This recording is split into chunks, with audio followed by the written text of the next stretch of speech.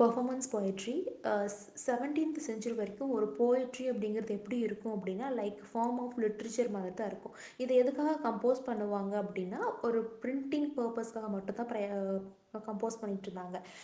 இதுக்கப்புறம் ரீசெண்டான இயர்ஸில் தான் என்ன ஆச்சு அப்படின்னா அந்த போயட்ரியை எடுத்து கம்போஸ் பண்ணி அந்த கம்போசிங் போயட்ரியை ஸ்பெஷலாக ஃபார் ஓரல் பெர்ஃபார்மன்ஸுக்காக வந்து யூஸ் பண்ணப்பட்டுச்சு ஒரு ஆடியன்ஸுக்கு முன்னாடி. ஸோ இவங்க வந்துட்டு ஒவ்வொருத்தரும் ஒவ்வொரு மோடில் வந்து அவங்க கவனிப்பாங்க, ஒவ்வொரு மோடில் அவங்க வந்து பார்ப்பாங்க, அதுக்காக வந்து இது கொண்டு வரப்பட்டுச்சு அப்படிங்கிறாங்க.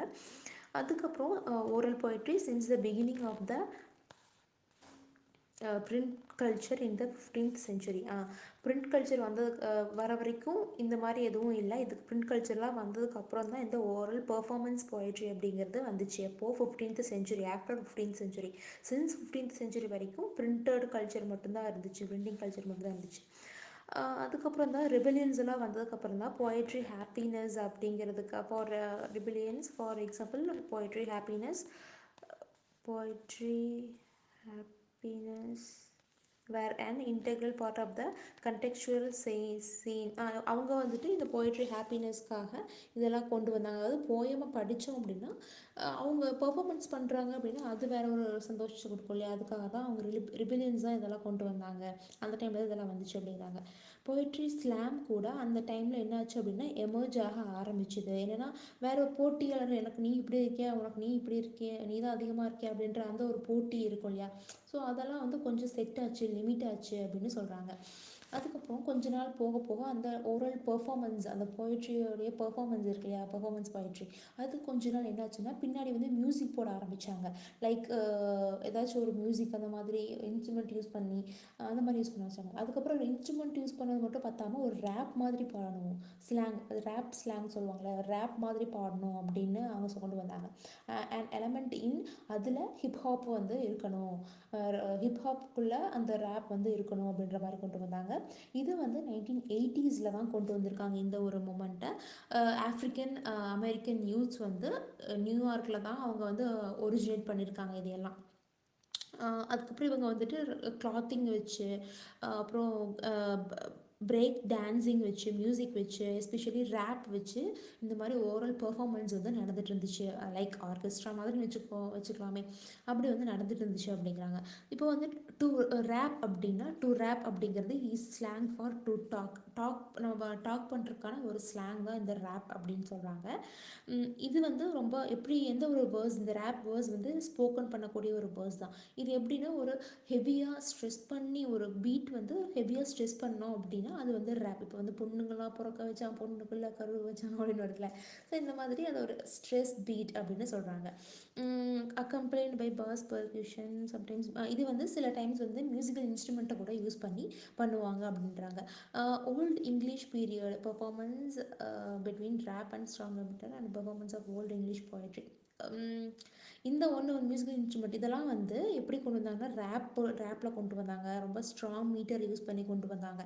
இந்த பெர்ஃபார்மன்ஸ் எல்லாம் ஓல்டு இங்கிலீஷ் போய்ட்ரியில் பெர்ஃபார்மன்ஸ் ஆஃப் ஓல்டு இங்கிலீஷ் போய்ட்ரியிலலாம் எப்படி இருந்துச்சு அந்த போய்ட்ரி எடுத்து பெர்ஃபார்மன்ஸ் பண்ண ஆரம்பித்தாங்க. அதுக்கப்புறம் சாம்பிளிங் அப்படின்னு சொல்கிறாங்க. சாம்பிளிங் என்ன அப்படின்னா, இப்போ நான் ஒரு பக்கம் போய் சான்ஸ் கேட்டு நான் நிற்கிறேன் அப்படின்னா நீ ஏதோ ஒரு பாடியிருப்பேன்ல, அந்த அந்த ஒரு சாம்பிள் எனக்கு கொடு அப்படின்னு கேட்பாங்க. ஸோ அதுதான் ஒரு சாம்பிளிங், அதாவது ரெக்கார்ட் மியூசிக் அப்படிங்கிற ஒரு ஆல்பம் சாங் ரெக்கார்டட் மியூசிக் வந்து கேட்பாங்க அப்படிங்கிறாங்க. இந்த மோட் நோன் அஸ் இதை வந்து என்னென்னு சொல்கிறாங்கன்னா ஃப்ரீ ஸ்டைலின்னு சொல்கிறாங்க, இல்லைனா பேட்டில் ரேப்பிங் அப்படின்னு சொல்கிறாங்க. ஏன்னா நம்மளாம் ஓன் சாய்ஸில், நம்ம ஓன் வாய்ஸில் நம்மளுடைய குவாலிட்டி எப்படி இருக்குது, நம்ம வாய்ஸ் குவாலிட்டி எப்படி இருக்குது, நம்மளோட வெரிஃபிகேஷனை வந்து அதான் வெரிஃபை பண்ணுது, அந்த ஒரு ரெக்கார்டு தான் வந்து வெரிஃபை பண்ணுது இல்லையா. ஸோ நம்மளுடைய ஸ்டைல், எந்த ஸ்டைல் யூஸ் பண்ணுறோம், நம்ம இதெல்லாம் சேர்ந்தது தான் ஒரு ஃப்ளோ.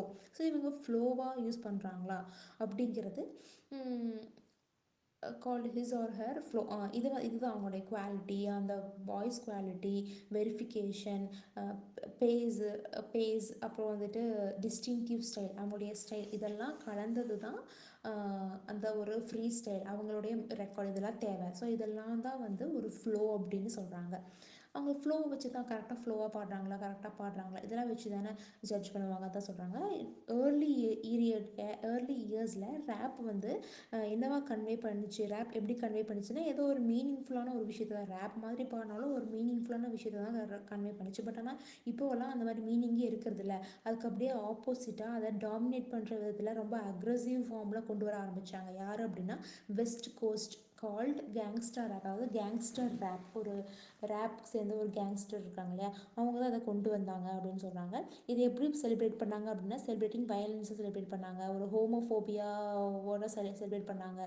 இந்த மாதிரியான ஒரு அக்ரெசிவாக வந்து அதை செலிப்ரேட் பண்ணாங்க. ரெண்டாவதாக கொண்டு வந்தாங்க. ஒரு நல்ல ஒரு நார்மலாக ஒரு போய்ட்ரி மாதிரி இருந்து அதுக்கப்புறம் பெர்ஃபார்மன்ஸ் போய்ட்ரியாக மாறி ஒரு கல்ச்சரை பற்றி சொல்கிறதா பெர்ஃபார்மன்ஸ் போய்ட்ரியாக மாதிரி அப்புறம் ஒரு ரேப் மியூசிக் கொண்டு வந்து அந்த மியூசிக்கில் ரேப் கொண்டு வந்து அதுக்குள்ளே ஹிப்ஹாப் கொண்டு வந்து அப்புறம் நிறைய விஷயங்களை மாற்றி ஒரு ஃப்ரீ வெர்ஷனில் ஃப்ரீ ஸ்டைலில் கூட யூஸ் பண்ணி அதை கூட நல்லா இருந்துச்சுன்னா ரிலீஸ் பண்ணுறது, ஆல்பமாக ரிலீஸ் பண்ணுறது, இந்த மாதிரிலாம் கொண்டு வந்ததை போய் அது ஒரு மீனிங்ஃபுல்லாக இதெல்லாம் கொண்டு வந்தது போய் என்ன ஆயிடுச்சு அப்படின்னா ஒரு அக்ரெசிவ் ஃபார்மில் வந்து ரொம்ப ஹைலி அக்ரெசிவ் ஃபார்மில் கொண்டு வர ஆரம்பித்தாங்க. அதுதான் செலிப்ரேட்டிங் வயலன்ஸ், ஹோமோஃபோபியா இப்படியெல்லாம் சொல்கிறாங்க. Like desire for material goods and sex இதெல்லாம் யூஸ் பண்ணி வர ஆரம்பிச்சுது அப்படின்னு சொல்கிறாங்க.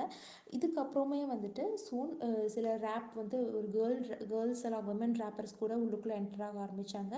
ஒயிட் ரேப்பர்ஸ் கூட உள்ளுக்குள்ளே என்டர் ஆக ஆரம்பித்தாங்க அப்படிங்கிறாங்க. லைக் ஒயிட் ரேப்பர்ஸ்னால் அமெரிக்கன் ரேப் ஆளுங்க. ஏன்னா இது வந்து வேறு தெரியல, அமெரிக்கன் லேபர் தான் அமெரிக்கன் காரங்க தான் உள்ளுக்குள்ளே வந்து ரேப் கொண்டு வர ஆரம்பித்தாங்க. லைக் விமென் அதுவும் ஒயிட் ரேப்பர்ஸும் வந்தாங்க அப்படின்றாங்க. ரேப் டு வாய்ஸ் மாட்ரேட், இது வந்து எப்படி ஆச்சு அப்படின்னா originally field that was originally the preserve of urban.